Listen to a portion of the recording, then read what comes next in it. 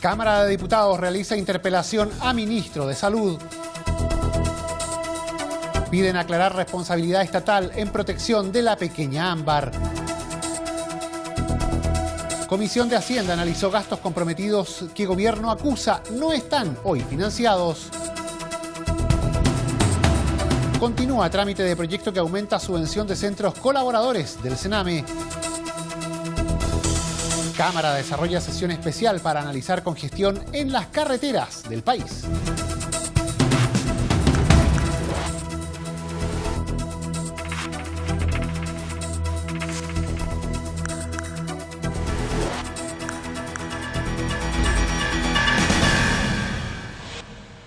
¿Cómo están? Los saludamos, le damos la bienvenida a una nueva edición de Frecuencia Legislativa para revisar aquí los hechos noticiosos más importantes ocurridos en las últimas horas en la Cámara de Diputados. Iniciamos contándoles justamente que en la Cámara se realizó la interpelación al ministro de Salud. Fue la diputada Marcela Hernando la encargada de efectuar el cuestionario de preguntas al secretario de Estado Emilio Santelices, las que se enfocaron principalmente en las modificaciones al protocolo de la ley de aborto en 3 causales. Todos los detalles los vemos a continuación. Respuestas claras no solo para el hemiciclo, sino también para las mujeres del país, pidió la diputada Marcela Hernando al iniciar la interpelación al ministro Emilio Santelices por los cuestionamientos al decreto que permite a instituciones de salud privadas ejercer la objeción de conciencia en el marco de la ley que despenaliza el aborto en 3 causales. La legisladora consultó sobre los puntos del protocolo original que fueron modificados con la resolución exenta 432 de este año, a lo que el ministro Santelices respondió que en ningún momento el cambio de protocolo ha generado perjuicio alguno a las mujeres que se ven necesitadas de recurrir al uso de esta nueva ley. No va a existir discriminación en cualquier circunstancia, y en lo que respecta a ley de interrupción del embarazo, aplicaremos la ley y con celo nos ocuparemos de que en cada lugar del país los equipos de salud atiendan a las pacientes no solo ajustadas a derecho, sino que también acogidas con calidez y cuidando lo más fundamental, que es ese trance doloroso por la cual se pueden ver en algún momento expuestas. En palabras de la diputada interpeladora Marcela Hernando, el ministro no respondió nada. Quedó francamente demostrado a través de sus no respuestas. Sus no respuestas están confirmando todos los déficits que él cometió, toda la irregularidad y atropello que cometió con este protocolo, y por lo tanto nosotros vamos a seguir en este tema y vamos a seguir estudiando si es que hacemos o no hacemos una acusación constitucional. Para la diputada Maite Orsini, el protocolo en cuestionamiento es ilegal. Porque mediante un reglamento, que en este caso es el protocolo, una resolución exenta, intenta modificar el contenido de un decreto con fuerza de ley, en este caso el decreto con fuerza de ley número 36, lo que sería una ilegalidad. Es por eso que estamos a la espera de la resolución de la Contraloría General de la República. Nosotros esto, tanto de esta bancada junto con otras bancadas de la oposición, hicimos esta manifestación en la Contraloría. Estamos esperando ese resultado, esperamos que sea favorable y que finalmente se establezca la ilegalidad de este protocolo y se le devuelva a las mujeres la exigibilidad de su derecho al aborto en 3 causales. En tanto, el diputado Javier Macaya recalcó que la interpelación marcará un antes y un después para el ministro Santelices. En Chile hoy día no existe ninguna mujer que esté en una lista de espera para practicarse un aborto en 3 causales. No existe ninguna lista de espera de mujeres esperando por practicarse un aborto en 3 causales por entidades objetoras de conciencia. Y sí existen listas de espera de cientos de miles de personas que siguen esperando por atenciones de salud. Creo que el ministro de Salud hoy día pudo poner en evidencia esto, pudo poner en evidencia que no existe colisión entre el derecho de las mujeres a practicarse un aborto invocando alguna de las 3 causales y el derecho también que tienen los objetores de conciencia a ejercer legítimamente este derecho. La diputada interpeladora Marcela Hernando consultó además sobre el VIH y acusó que durante el primer gobierno de Sebastián Piñera se acabaron los programas de prevención en la comunidad. Ante ello, el ministro Santelices recordó que lo que muestran las cifras es que en el mundo el VIH ha disminuido un 18%, en cambio en Chile ha subido un 66%. En los últimos 3 años, en donde a lo menos hubo 2 sin campaña, aumentaron las cifras, precisó. En otra materia, la parlamentaria hizo consultas sobre el plan de inversiones de la cartera de salud, ante las cuales la autoridad de gobierno detalló que se instalará un sistema digital para que los hospitales puedan mostrar sus listas de espera. Por último, el ministro hizo un llamado a poner la mirada alta sobre la salud y jugársela por el partido de los enfermos. Y durante esta jornada se solicitó aclarar la responsabilidad estatal en las medidas de protección de la pequeña Ámbar. El diputado Raúl Soto, integrante de la Comisión de Familia, ingresó un oficio que solicita al Ministerio de Justicia información sobre la intervención y protocolos realizados por el Sename. Tras la estremecedora muerte de Ámbar, bebé de 1 año y 7 meses que fue violada y asesinada presuntamente por su tío político, el diputado Raúl Soto solicitó al ministro de Justicia investigar y aclarar las responsabilidades del Estado en la protección de la menor, la aplicación de protocolos, la intervención de los organismos colaboradores y las recomendaciones y conclusiones del Sename en la causa que finalmente otorgó la custodia de la pequeña a su tía y a su pareja en el Tribunal de Familia de los Andes. La solicitud parlamentaria pide informar sobre los programas de administración directa o de organismos colaboradores del Sename que intervinieron a la niña durante su paso por el sistema proteccional y qué recomendaciones o conclusiones realizó el servicio o sus programas durante la causa respecto de la conveniencia de que la menor quedara bajo el cuidado de su tía materna y del presunto responsable de los hechos que provocaron la muerte de Ámbar. Asimismo, el legislador solicita indicar cuáles fueron los despejes familiares realizados de manera previa a la determinación del Tribunal de Familia para otorgar el cuidado personal de la menor a su tía y su pareja, quien presuntamente ya contaba con antecedentes de violencia a menores. Lo anterior tras la polémica originada por las declaraciones del tío de la menor, quien aseguró haber sido discriminado para obtener el cuidado de la menor por ser gay, acusación que ha sido apoyada por diversas organizaciones. En una materia similar, la Comisión de Constitución de la Cámara puso en tabla 6 mociones refundidas que buscan declarar imprescriptibles los delitos sexuales cometidos contra menores de edad. Y la Comisión de Hacienda analizó los gastos comprometidos que el gobierno acusa no están hoy financiados. El ministro Felipe Larraín, acompañado del director de presupuestos, sostuvo que hay una mayor presión fiscal por sobre los 5.500 millones de dólares para los próximos 4 años por efecto de la deuda en salud, temas de arrastre y leyes o proyectos de la administración de Michelle Bachelet, que no cuentan con vías de financiamiento específicas. Un nuevo foco de tensión entre el Ministerio de Hacienda y la administración de Michelle Bachelet se instaló tras acusar el ministro Felipe Larraín una mayor presión fiscal para los próximos 4 años derivada de la deuda en salud, temas de arrastre y leyes o proyectos del pasado gobierno que no contarían con financiamiento específico. Haciéndose parte del tema, la Comisión de Hacienda de la Cámara de Diputados analizó el punto con el ministro Felipe Larraín, quien ya sumara controversias con el gobierno anterior por medio del recálculo de las contribuciones y sus opiniones sobre la situación fiscal heredada.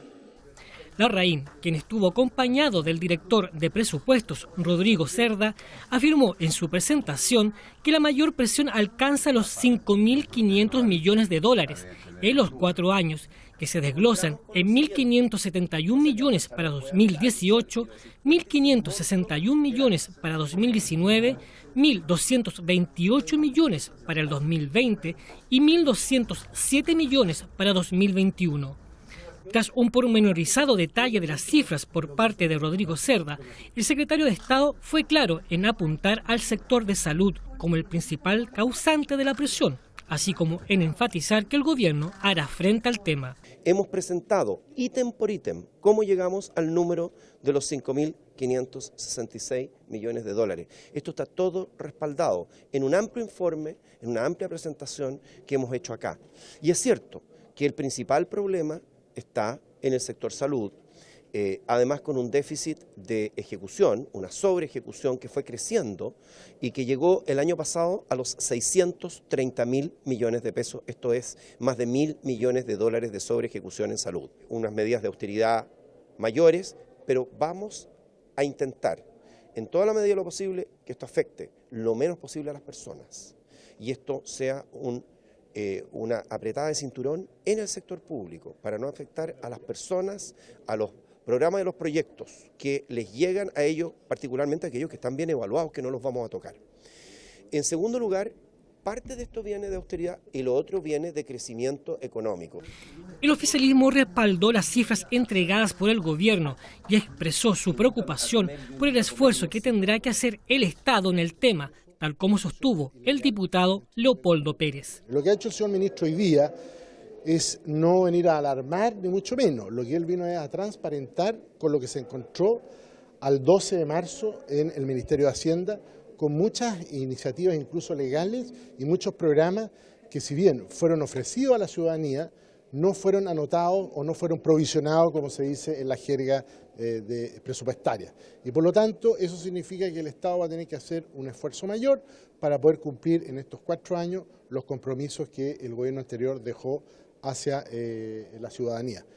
En la oposición hubo una reacción tensional, particularmente por incluirse en la citada presión fiscal proyectos que aún no han dado la luz, como ley o iniciativas que ya aprobadas contaron con la respectiva previsión de financiamiento. Sin embargo, se reconoció en salud un problema a enfrentar, como plantearon los diputados Giorgio Jackson y Pablo Lorenzini. Es bueno hincarle el diente al tema de salud, pero también metodológicamente creo que hay muchas dudas sobre si es que esto puede ser o no interpretado como algo evitable. El tema de salud es algo que viene desde el 2006, desde el auge. O sea, cómo estos últimos 4 o 5 años se ha generado una explosión en materia de gasto corriente, es decir, de prestaciones de salud, corresponde más a un problema de planificación de larga data del Estado, más que a un error administrativo, ¿no?, de los últimos 4 años. Yo no tengo ningún problema si es que se detecta que hay algún problema, o sea, algún problema administrativo que haya que sancionar o condenar, pero en este caso al parecer es un cambio metodológico sumado a esta explosión en materia de salud específicamente, que por supuesto hay que hincarle diente para que no estemos pagándole sobreprecio a los privados. Por un lado, yo creo que aprovechar la coyuntura y están magnificando, algo que es cierto, pero se está magnificando para echarle barro al gobierno anterior. Y por otro lado, efectivamente, tú tienes que recortar o eliminar algunos programas y esta es la excusa de decir no voy a poder darte aquello que te prometieron, ¿no es cierto?, que el CAE, que el incentivo al retiro, que la desmunicipalización de los colegios, en fin. De alguna manera no tengo plata, no lo puedo hacer. Yo creo que en esto deberíamos ser más claros, se lo ha dicho el ministro, más que echar culpa, miremos para adelante, si hay errores corrijámoslo, gobierno, parlamento, ¿no es cierto?, con la gente, con los dirigentes, porque si no lo estamos pantanando en una pelea sin salida, blanco-negro, ¿ya? Y esto tiene manera, salvo salvo. Ahí no sé cómo vamos a hacer, hay un problema serio y hay que buscarle una salida distinta al resto. El debate se espera que continúe el próximo lunes en un encuentro de la Comisión Mixta de Presupuesto, donde participarán los legisladores y al cual están invitados los extitulares de Hacienda y de la Dirección de Presupuestos, Nicolás Eizaguirre y Sergio Granados, respectivamente. Y continúa el trámite del proyecto que aumenta la subvención de los centros colaboradores del Sename. A la instancia asistieron el ministro de Justicia, Hernán Larraín, además de representantes de la Fundación Infancia, de las Aldeas Infantiles SOS y de la Protectora de la Infancia para entregar su opinión en relación a este proyecto que aumenta en un 25% el financiamiento para los centros del Servicio Nacional de Menores.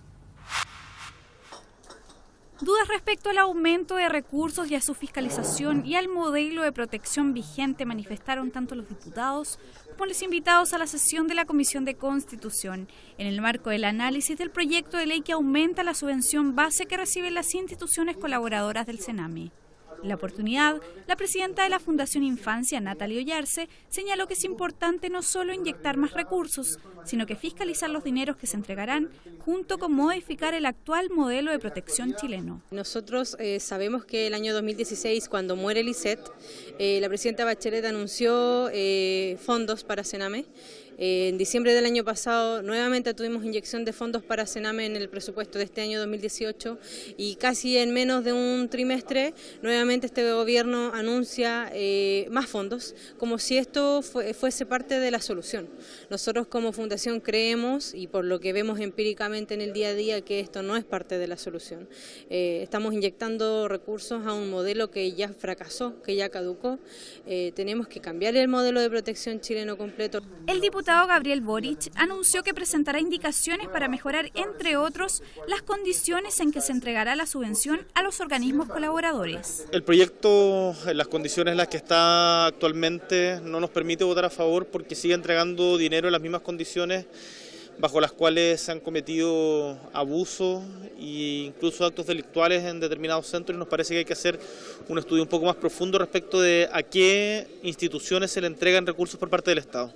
Además, nos parece que la lógica de la subvención, en donde más del 70% de los ingresos son variables según la cantidad de niños ingresados a los centros, genera incentivos perversos para la institucionalización de los niños, niñas y adolescentes, y por lo tanto hay que hacer un cambio de fondo en la lógica del financiamiento a los hogares residenciales.